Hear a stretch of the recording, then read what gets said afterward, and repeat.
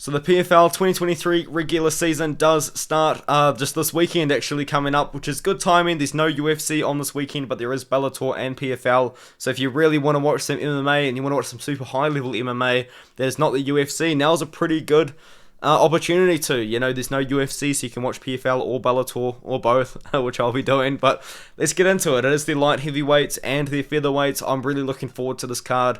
I think it's going to be very exciting. I can't wait to start talking about it, which I'm going to do right now. So the first matchup is Emeka Singano taking on Corey Hendricks, and it's worth noting that Emeka Singano is actually a former welterweight. He fought at welterweight in the UFC. In my opinion, he got released too early, and because then he bounced back after one fight against Ryan Magomedaliev. I thought he won that fight at Eagle FC, but it is what it is. And then he moved up to 185 against Jared Gooden, KO'd him in the first round for his first ever KO win.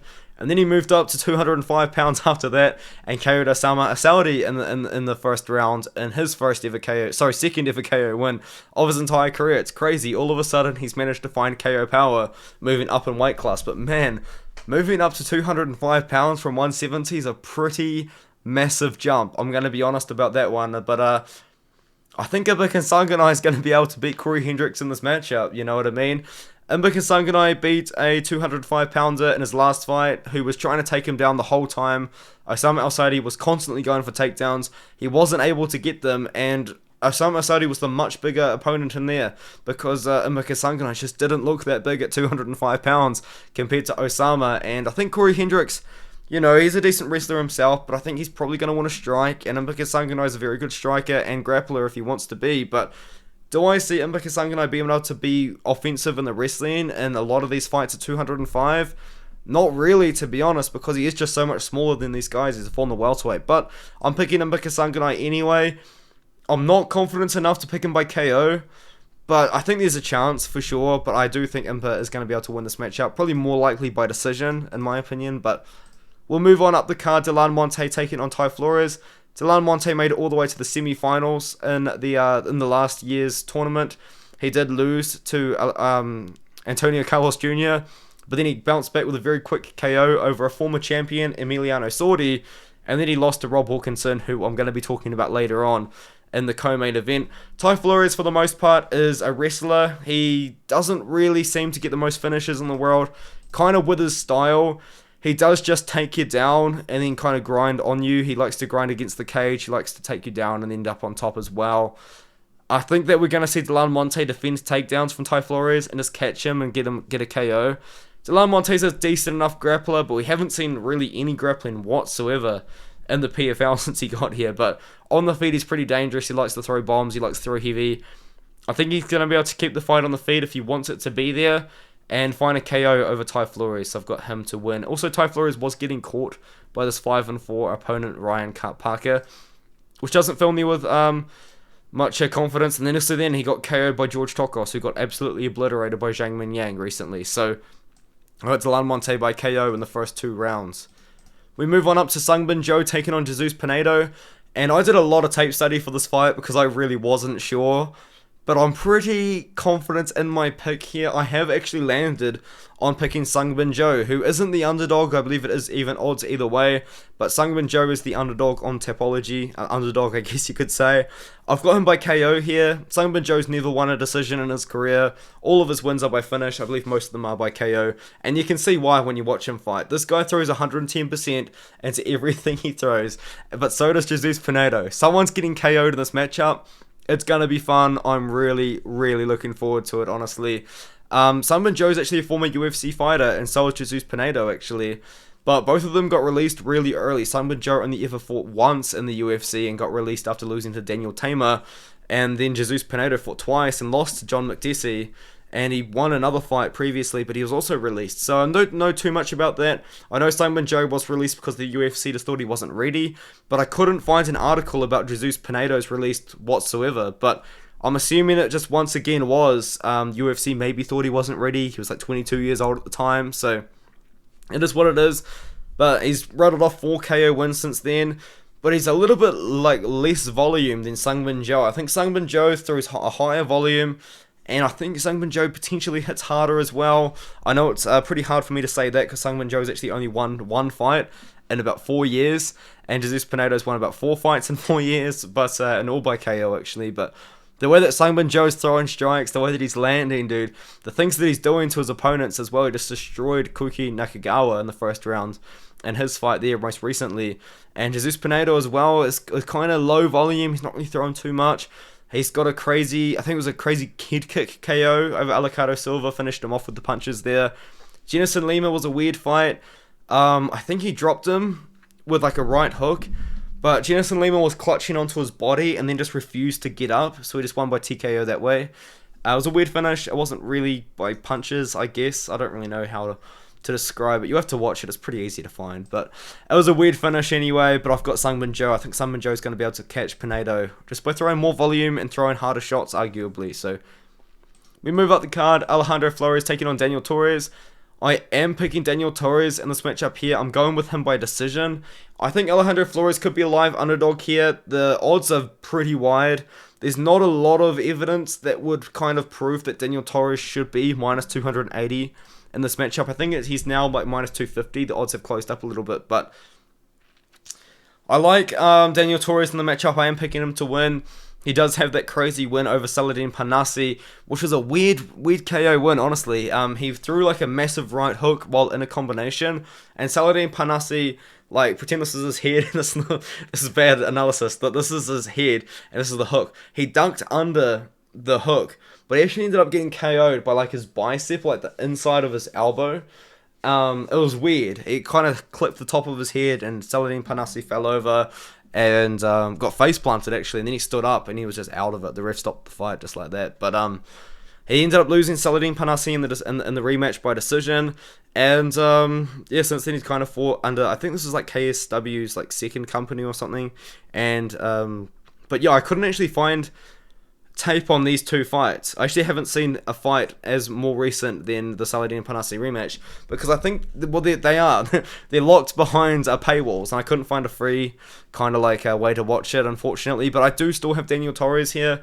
Alejandro Flores isn't finishing anyone. I know he's got to finish recently, I guess about 2 years ago-ish, but I don't see him finishing Daniel Torres. Flores also just gets slipped badly by Hiroji Kudo as well, who's an absolute savage fighting on this card as well. But I got Torres by decision. I think he gets it done that way. We move up. It's Josh Silvera versus Sam K.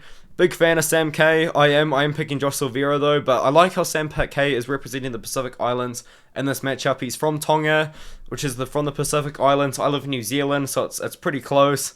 You know what I mean. And there's actually an up and coming heavyweight out of Samoa as well, who's on the way up. So keep your eye out for him too. But I do like Josh Silvera in the matchup.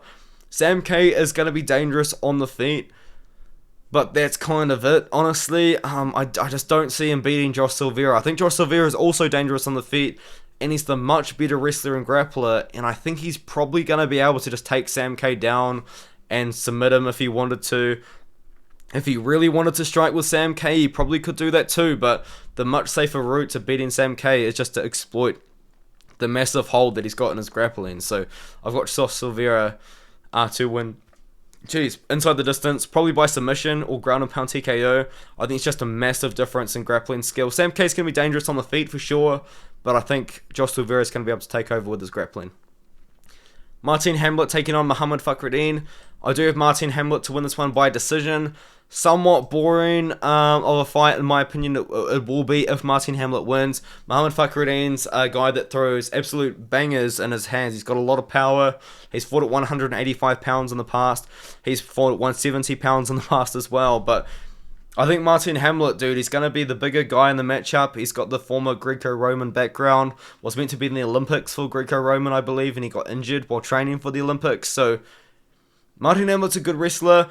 Is he a pretty boring fighter? Are his fights not that entertaining? If he's winning, yeah, they are, because he just grinds against the cage. He just takes you down, controls you. It's nothing too special. It is something special. Obviously, he's got the crazy base, but it's nothing too entertaining. It's kind of what I was trying to say, but I think that is how he's going to win. I've got Martin Hamlet by a somewhat boring decision, just by being able to take down Muhammad Fakhradine or grind up against the cage. He'll be the bigger fighter. He'll be the younger fighter as well. Muhammad Fakhraddine's not a young guy by any means. And yeah, I do think Martin Hamlet, just being the bigger fighter, will be able to get the fight to the ground. We move on. Chris Wade taking on Bubba Jenkins in a rematch. Chris Wade won the last fight against Bubba Jenkins by decision. I think he's going to be able to beat Bubba Jenkins again.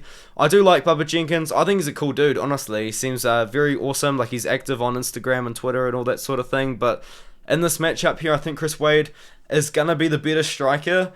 And he's going to be able to keep the fight on the feet. Because what Bubba Jenkins does really well is he's a very, very good wrestler. But sometimes his gas tank can kind of deplete a little bit as well.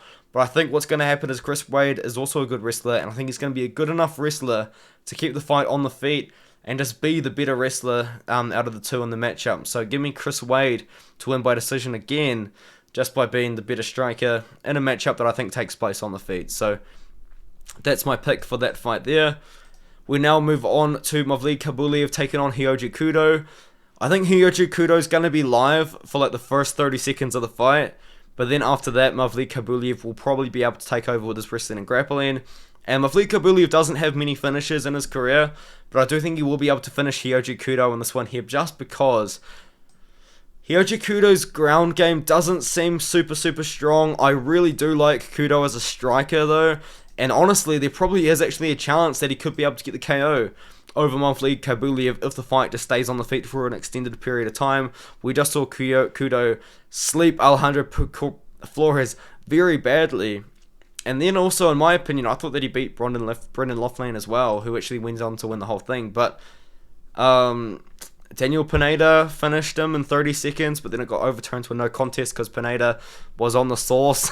You know what I mean? And then, yeah, Mavli Kabulev's the pick anyway. I think he's going to be able to finish Kudo just on the ground by being the much better grappler. But Kudo was going to be live for like the first 30 seconds of every round just because he's got so much power in the hands.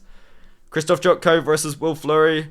Joko moving up to 205 pounds from his run at 185 pounds in the UFC. And I do think he beats Will Flurry by decision in this one here.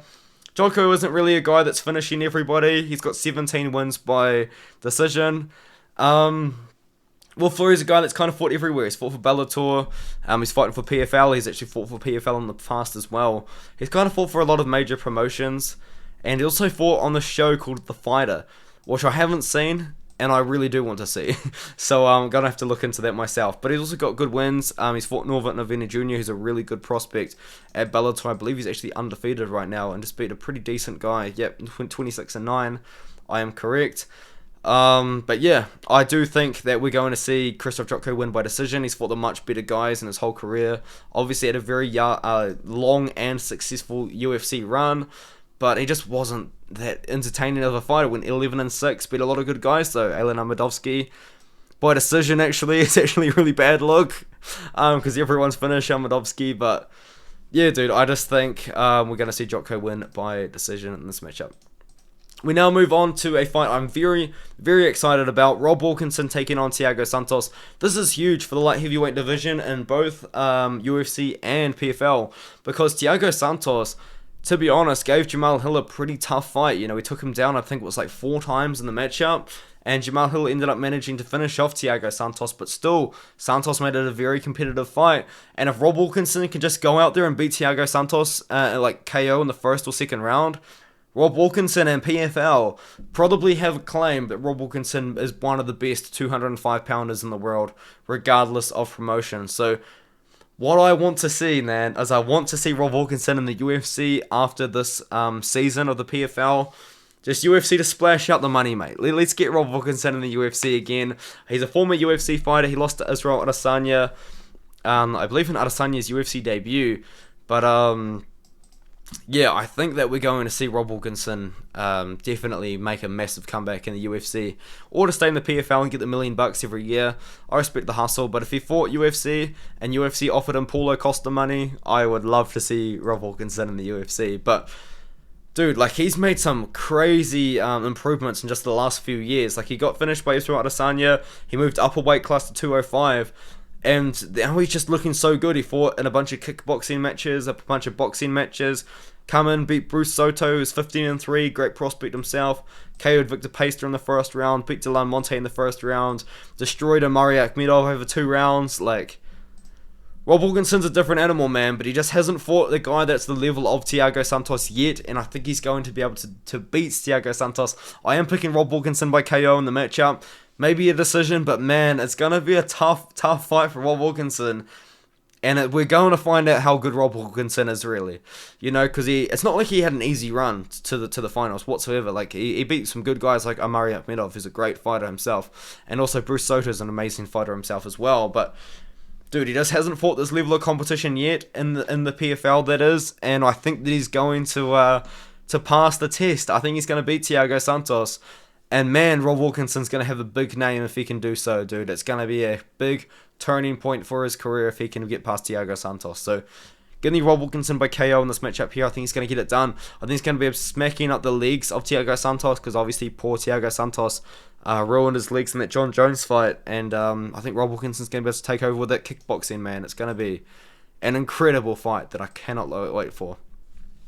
Speaking of great fights, Brendan Loughnane versus Marlon Moraes. This is actually a fight that I'm like I don't know about this one, Chief. Poor Marlon Moraes. He's been KO'd 8 times in his career now. 6 times since 2019. 6 times in his last 6 losses. KO'd by Henry Cejudo. KO'd by Corey Sandhagen. Rob Font, Merab, Song Yadong, and Shaman Moraes. You know, and he was looking good against Shaman Moraes, and he just got caught and got KO'd. And I think that's what Brendan Loughnane's going to do, because Brendan Loughnane does throw volume on the feet. And at this point in poor Marlon Moraes' career, it doesn't seem like it would take too much to knock him out. And it's just not a fight I'm looking forward to all that much. For the only reason of, I just think that Marlon Moraes is going to get KO'd. Damn, Marlon. I just wish Marlon Moraes retired a little bit earlier. He's still going. Oh no. It's just not a fight I really want to see. I don't want to see Marlon get KO'd again, dude. Like, he's had such a great career. He KO'd Aljo in 1 minute and 7 seconds. Oh, dude. He's on a 5-fight losing streak by KO. He's not going to beat Brendan Loughnane. He could, though. He's got power in the hands. He's still a dangerous guy. He's still well-rounded as well himself. But Brendan Loughnane, I think, is just going to overwhelm him with volume. And I think he's going to land something that's going to touch Marlon and hurt him. And I think he's going to get a finish. So give me Loughnane by KO in the matchup, man. It's just one of those fights where it's like, I really don't want to see it all that much. But yeah, it's a showcase fight for Brendan Loughnane, the champion of last year as well. I forgot to mention, but let me know what you think of the card. I'm hyped for it. I'm going to be covering Bellator as well, and which is coming up. Ryzen's actually coming up as well, but I'm not going to be covering Ryzen, unfortunately. But yeah, Yoshinori Hori's I'm going to be fighting on that card, and Makoto Takahashi as well. Oh, well, okay, I'm going to be watching Ryzen. Well, Makoto Takahashi. I want to see Makoto Takahashi in the UFC, but Yoshinori Hori, I'm very familiar with him as well, actually, which should be fun. But yeah, there's actually a lot of information coming out about Road to UFC as well. 2 former Road to UFC fighters actually taking place there, which is interesting. But yeah, I'm gonna be covering Bellator as well. Probably tomorrow. I'll probably make the video tomorrow. I don't think I'm too busy tomorrow, so I think I'll be able to pull that one off. It's not the strongest Bellator card I've ever seen in my life, to be honest, but there's some good matchups on here. There's some prospects they're trying to build. Bryce Meredith making his Bellator debut. I'm hyped for him. Should be fun. Conor Gracie's making a big return. Oh, that's an interesting fight too, actually. There's a lot of interesting fights on here. Is it big on name value? Not really. Like, the main event is Marcelo Golm versus Daniel James. Like, Daniel James is like 1-0 in the UFC, in Bellator, sorry, and he's like 41 years old. Like, what is going on in Bellator? What is Bellator doing, man? Anyway, I'll see you in the next video. Thanks so much for watching.